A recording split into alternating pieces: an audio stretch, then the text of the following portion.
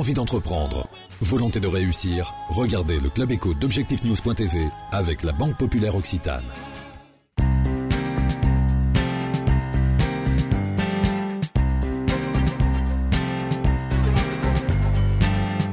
Bonsoir et bienvenue dans le Club Éco d'Objectifnews.tv.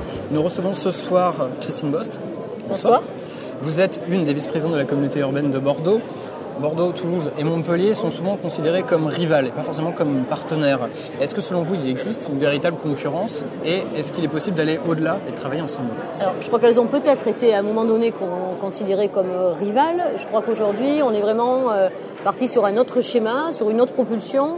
Le témoignage, le premier des témoignages symboliques est notre présence aujourd'hui. Quand je dis notre présence, c'est celle de la maire de Montpellier, la mienne, et nous nous trouvons ici à Toulouse. Nous avons déjà initié des modes de partenariat, de travail en commun, que ce soit sur l'université.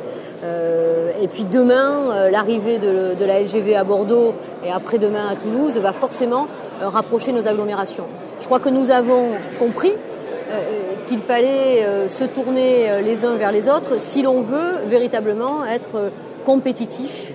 Alors ça peut être un gros mot, mais ça peut être aussi un joli mot si on le regarde dans la globalité de ce qu'est à la fois notre pays, mais aussi à l'échelon européen, à l'instar d'autres grandes agglomérations françaises qui se sont tournées les unes vers les autres. Nous avons à essayer de développer des partenariats, des coopérations de travail.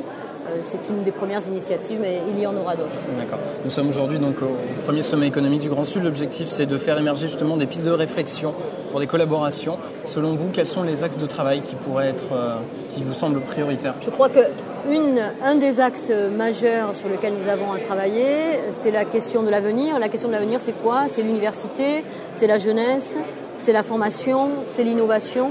Donc nous avons, je crois que les choses sont assez dessinées entre Bordeaux et Toulouse, notamment sur le pôle aéronautique, un travail collaboratif qui est déjà bien enclenché. Je crois qu'il faut continuer à le creuser. On a sur Bordeaux l'ambition de travailler également sur les biotechnologies. Pourquoi pas regarder aussi du côté de notre sœur toulousaine. Je crois qu'on a aussi un travail important à faire sur la question du tourisme. Parce que finalement, quand Toulouse et Bordeaux seront à 1 heure de TGV, je crois qu'il y a des choses à imaginer quand les touristes américains, chinois, japonais viennent en France, qu'ils viennent à Bordeaux parce que Bordeaux, il y a le vin, ils viennent à Toulouse, il y a le pôle aéronautique. Je crois qu'on a des choses à essayer de construire aussi ensemble sur ces axes-là. Vous évoquiez la question de la LGV qui va donc rapprocher Bordeaux, Toulouse et Paris. 2020 dans le meilleur des cas pour l'ensemble du maillage. Concrètement, est-ce que vous attendez des retombées économiques et de quelle importance ? On sait que l'effet n'est pas forcément mécanique, ce n'est pas parce qu'une LGV arrive qu'il va y avoir obligatoirement des retombées. Si vous voulez, pour ce qui est de Bordeaux, aujourd'hui Bordeaux est à 3h05 au minimum de la capitale. Demain, on va réduire ce temps d'1 heure, donc mettre Paris à 1 heure de Bordeaux, ou mettre Bordeaux à 1 heure de Paris. C'est quand même forcément un levier majeur en termes de développement économique, en termes d'intérêt aussi touristique. Bordeaux va devenir une banlieue, la banlieue parisienne finalement. Donc les retombées économiques, on les mesure déjà.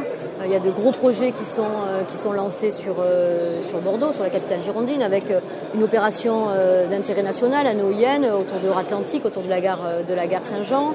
Donc c'est 800 000 mètres carrés dédiés au commerce, à l'entreprise et à l'habitat. Donc c'est un gros quartier d'affaires qui va se constituer. Et puis nous avons aussi un travail important sur la question du campus qui est en train de se dessiner. Donc les retombées économiques, on les perçoit d'ores et déjà parce qu'on est dans le projet, on est dans les balbutiements du projet. Et forcément, ça fait travailler des gens et ça va faire venir des gens. Christine Bost, merci. Avec plaisir. Merci de nous avoir suivis sur Objectifnews.tv.